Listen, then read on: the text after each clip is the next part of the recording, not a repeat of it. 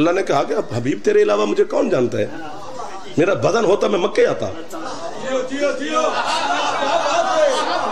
بے بدن ذات ہوں، ہاتھ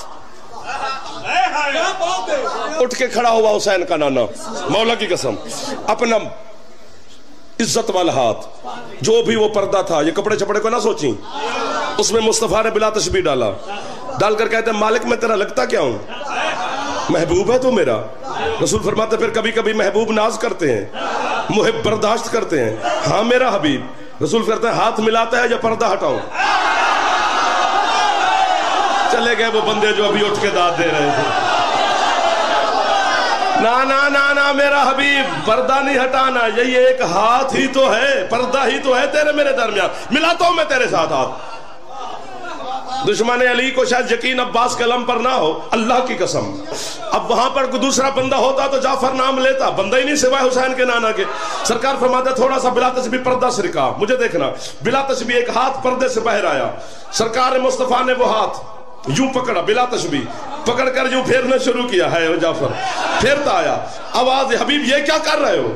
پروردگار تیرے مکمل پورے ہاتھ کی زیارت کرنا چاہتا ہوں۔ غازی کی قسم جیسے ہوا نا اللہ کا ہاتھ بلا تشبیہ سیدھا، بطول کے بابا نے ہاتھ چھوڑا۔ حبیب چھوڑا کیوں ہے؟ سرکار کہتے ہیں یہ تیرا ہے۔ پچھلے درس میں ہم نے حضرت علی رضی اللہ تعالیٰ عنہ کے کعبۃ اللہ میں پیدا ہونے اور ان کی والدہ کو تمام خواتین پر فضیلت ملنا، اس پر کچھ روشنی ڈالنے کی کوشش کی تھی، اور امید ہے کہ آپ اس گفتگو کو بھی سن چکے ہوگے۔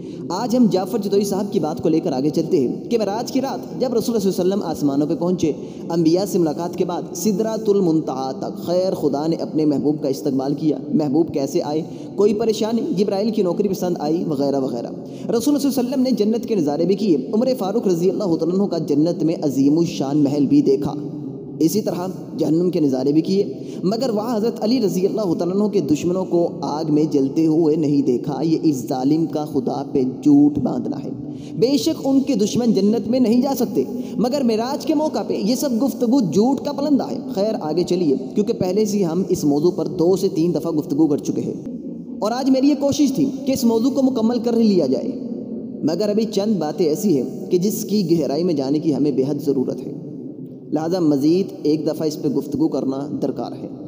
رسول اللہ صلی اللہ علیہ وسلم نے فرمایا، اے میرے خدایا، یہ انبیاء کا شاندار استقبال جبرائیل کی نوکری کچھ معنی نہیں رکھتی جب تو نے مجھ سے ہاتھ ہی نہیں ملایا۔ یعنی نعوذ باللہ من ذالک، خدا کے احکامات اور خدا کی مہمان نوازی پہ سوال کہ اس سارے استقبال کا کیا فائدہ؟ اور یقین مانیے اس جملے میں تنقید پائی جاتی ہے جو کہ رسول اللہ صلی اللہ علیہ وسلم خدا کی پاک ذات پر کر رہے ہیں، جبکہ اس نے اپنے محبوب کو اپنے اتنے نزدیک بلا لیا۔ خیر نہ جانے ایسی جھوٹ پہ مبنی گفتگو کس نے کب اور کیسے کی، اس سے ہمیں کوئی سروکار نہیں، کیونکہ تمہارے غلیظ اور ناپاک منہوں سے نکلی ہوئی ایسی گفتگو ہمارے ہاں کوئی معنی نہیں رکھتی، سب کوڑے کا ڈھیر ہے جس کو صاف کرنے کے لیے ہمیں اپنی ایمانی قوت کو بڑھانا ہوگا۔ خیر آگے گفتگو ہوئی، خدا نے جان بوجھ کر الفاظ پہ غور کرنا، کیونکہ میں اکثر آپ کے سامنے یہ گزارش پیش کرتا ہوں کہ خطیب وہ نہیں جو شعلہ بیاں ہوں، جب گفتگو کرے مجمع میں سناٹا چھا جائے، لوگ اسے داد دینے پہ مجبور ہو جائے، بلکہ خطیب وہ ہوتا ہے کہ جس کے الفاظ کم ہو اور ان الفاظ کا اثر زیادہ ہو، جو بولنے سے پہلے الفاظ کا چناؤ بہتر کر لے کہ وہ کس ہستی کے بارے میں گفتگو کرنے لگا ہے، اور اس ہستی کی شان کے مطابق اس کے لیے بہترین الفاظ کا چناؤ کرے۔ لہذا خدا کی پاک ذات جو اس بات کا سب سے زیادہ حق رکھتی ہے کہ سب سے بہترین اور عزت والے الفاظ اس کے لیے منتخب کیے جائے، خدا نے جان بوجھ کر کہ یہ الفاظ اس کی شان کے لائق ہے، جان بوجھ کر خدا نے اس بات کو ٹالا، اور یہ بات شاید آپ مجھ سے بہتر جانتے ہو گے کہ ہمیشہ اس بات کو ٹالا جاتا ہے کہ جس بات کی ہمارے ہاں کوئی دلیل نہ ہو، ہم بے بس ہو۔ خیر جان بوجھ کے ٹالا، پھر میں نہیں جانتا کیوں ٹالا۔ خیر محبوب یہ تو آپ نے پوچھا ہی نہیں کہ آپ کو یہاں کیوں بلایا گیا۔ آگے کی گفتگو کہ حضرت فاطمہ رضی اللہ تعالیٰ عنہ کا رشتہ لینے کے لیے، تو اس پر میں 2 دفعہ تونسوی صاحب پر گفتگو کر چکا ہوں، لہذا میری یہ عادت ہے کہ میں بار بار ایک ہی طرح کی گفتگو نہیں کرتا۔ اور ایک بات یاد رکھ لیجئے گا کہ رسول اللہ صلی اللہ علیہ وسلم کو زمین کی سطح سے آسمانوں کی بلندیوں پہ بلانے کا یہ مقصد نہیں تھا جو یہ لوگ بیان کر رہے ہیں۔ نمازوں کا تحفہ ملا، انبیاء سے ملاقات کی، جنت جہنم کے نظارے کی، یہ تو رسول اللہ صلی اللہ علیہ وسلم کا مثالی معجزہ ہے جو شاید آج سے پہلے کسی کو نہیں ملا۔ خدا نے رسول اللہ صلی اللہ علیہ وسلم کے ذریعے ہمیں نمازوں کا تحفہ دیا، شرک اور کبیرہ گناہوں سے بچنے والے کے لیے بخشش کا وعدہ کیا، اور یہ ان لوگوں کے لیے ایک آزمائش کا ذریعہ تھا جو کمزور ایمان والے تھے کہ ایک ہی رات میں مسجد حرام سے مسجد اقصیٰ تک، مسجد اقصیٰ سے سدرۃ المنتہا تک جنت جہنم کے نظارے، یہ بات عقل کو نہیں مانتی۔ اور بہت سے وہ لوگ جو کمزور ایمان والے تھے اس واقعے کے بعد مرتد ہو گئے، مگر تب بھی صدیق اکبر رضی اللہ تعالیٰ عنہ تھے جنہوں نے اس بات کی گواہی دی اور امت کے صدیق بن گئے۔ خیر، اس پر میں پہلے بھی گفتگو کر چکا ہوں۔ اس ساری گفتگو کے بعد رسول اللہ صلی اللہ علیہ وسلم خدا کو محبت کے قانون یاد دلانے لگے، جیسے خدا شاید ان سے بے خبر تھے کہ تو میرا محبوب، میں تیرا محبوب، ہاتھ ملانا پڑے گا۔ ہاتھ ملاتا ہے یا پردہ پیچھے کرو؟ جی ہاں، ہاتھ ملاتا ہے یا پردہ پیچھے کرو۔ اللہ اکبر کبیرہ، لعنت اللہ علی الکاذبین۔ لعنت ہے ایسے لوگوں پر جنہوں نے یہ بکواسات بیان کی، اور لعنت ہے ایسے لوگوں پر جنہوں نے خدا کی ربوبیت پر حملہ کروانے کی کوشش کی۔ اسی لیے بھائیوں، میں پہلے بھی کہہ چکا ہوں کہ ایسی باتیں ہمارے لیے کوڑے کا ڈیر ہے، چاہے جو بھی اسے بیان کرنے والا ہو۔ دیکھیے، شاید خدا کے ہاتھوں کا ذکر اب تو میں بھی نہیں جانتا کتنی دفعہ آپ حضرات کے سامنے بیان کر چکا ہوں۔ اب اتنا تو آپ بھی جان چکے ہوگے، اس لیے میں بھی دوبارہ اس موضوع کو چھیڑنا نہیں چاہتا، کیونکہ یہ وہ قوم ہے جو اپنی گفتگو میں ہی تضاد رکھتی ہے۔ پہلے ان کا یہ کہنا تھا کہ ہم اس کو خدا مانتے ہی نہیں جس کے ہاتھ ہو، یہ ہاتھوں والا خدا دکھاؤ یا خدا کے ہاتھ دکھاؤ۔ ہم یہ مانتے ہی نہیں کہ وہ کرسی پر مستوی ہے، کیونکہ کرسی پہ بیٹھنے والے کا کوئی نہ کوئی وجود ہوگا، اور ہم اسے خدا مانتے ہی نہیں جس کا وجود ہو۔ لیکن جب باری آئی حضرت علی رضی اللہ تعالیٰ عنہ کی، تو کوفے کے ممبر پر چڑھ کے جب کسی سوال کرنے والے نے سوال کیا، حضرت اللہ کے ہاتھ کیسے ہے، اس کے پاؤں کیسے ہے، اس کا ناک کیسا ہے، پھر تم نے کہا ان کا چہرہ وجہ اللہ ہے، ان کے ہاتھ ید اللہ ہے، پھر انہوں نے فرمایا یہ اللہ کا چہرہ ہے، یہ اللہ کے ہاتھ ہے، یہ اللہ کے پاؤں ہے، یہ اللہ کا ناک ہے۔ یہ وہی آصف الوی تھا جو پہلے مانتا نہیں تھا کہ ہم اس کو مانتے ہی نہیں جس خدا کے ہاتھ ہو، مگر شرک کرنا کتنا آسان ہے ان لوگوں کے لیے۔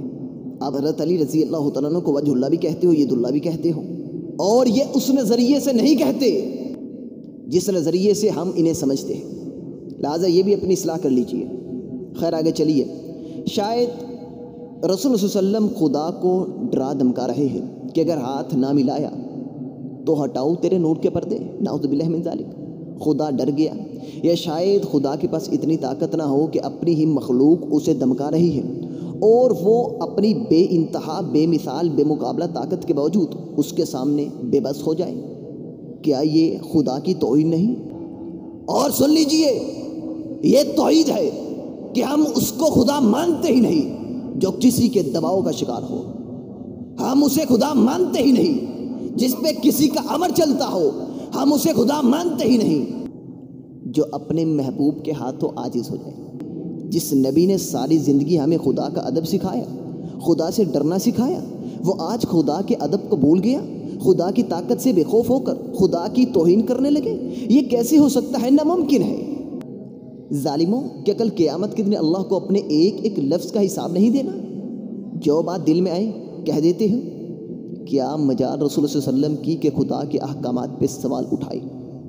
ظالموں، جس نے ساری زندگی کبھی خدا پہ گلہ شکوہ نہ کیا ہو، وہ بھلا اتنا بے خوف ہو کر، خدا کے قریب ہو کر خدا کو اس طرح دمکانے لگے، اور پھر اس وقت خدا کی طاقت کہاں گئی؟ دیکھیے، یہ اس کے ہاں قانون محبت ہے کہ اگر اس کا محبوب نبی محمد صلی اللہ علیہ وسلم بھی شرک کرے، دیکھیے یہ اس کے ہاں قانون محبت ہے کہ اگر اس کا محبوب نبی محمد صلی اللہ علیہ وسلم بھی اس کے ساتھ شرک کرے تو قرآن کہتا ہے ہم آپ کے بھی اعمال غارت کر دیں گے، آپ کو دی ہوئی فضیلت عزتیں سب چھین لیں گے، صرف شرک جیسے غلیظ گناہ کا ارتکاب کرنے سے نبی کی نبوت اور اس کی عزت کو خطرہ لاحق ہو جاتا ہے۔ تو اگر کوئی خدا کی عزت پر ڈاکہ ڈالنے کی کوشش کرے، وہ بھی خدا کے اتنا نزدیک ہو کر، تو کیا خدا اس پر پکڑ نہیں کرے گا؟ خیر، یہ سب بکواسات ہے، ان کا حقیقت سے کوئی تعلق نہیں۔ اور ویسے بھی ہمیشہ میں یہی کہتا ہوں کہ تاریخ کی بات کا نبی کی حدیث سے کبھی مقابلہ مت کروانا۔ یہ تاریخ ہے، جس کے دل میں جو بات آئی اس نے لکھ دی، مگر نبی کی اتھینٹک بات ہے، اس بات کی حفاظت کا ذمہ خدا نے خود اٹھایا ہے۔ الا انی اوتیت الکتاب ومثلہ معہ۔ اور ایک روایت پیش کی جاتی ہے ابن عمر رضی اللہ تعالیٰ عنہ کے حوالے سے کہ خدا نے علی رضی اللہ تعالیٰ عنہ کے لہجے میں گفتگو کی۔ من گرد، بے بنیاد، جھوٹ اور بہتان ہے یہ روایت، اس کا کوئی ثبوت نہیں، اور اکثر اس روایت کے راوی مجہول ہے، اور یہ بات میری نہیں بلکہ فقہ جعفریہ والے اہل تشیع ذاکرین کی ہے۔ خیر خدا محبوب کے ہاتھوں مجبور تھا، لاچار تھا، فرمایا محبوب ایسا مت کرنا، ایسا مت کرنا، یعنی خدا عاجز آ گیا۔ وَاعْلَمُوا أَنَّكُمْ غَيْرُ مُعْجِزِ اللَّهِ۔ اور بالآخر خدا نے پردے کے اندر سے ایک ہاتھ ان کی طرف بڑھایا، رسول اللہ صلی اللہ علیہ وسلم نے خدا سے مصافحہ کیا اور اس ہاتھ کو تجسس کے ساتھ مسلنے لگے اور خدا کی ذات پاک پر شک کرتے ہوئے پوچھا، اے میرے محبوب کیا یہ تیرا ہاتھ ہے؟ خدا نے فرمایا ہاں محبوب یہ ہمارا ہاتھ ہے۔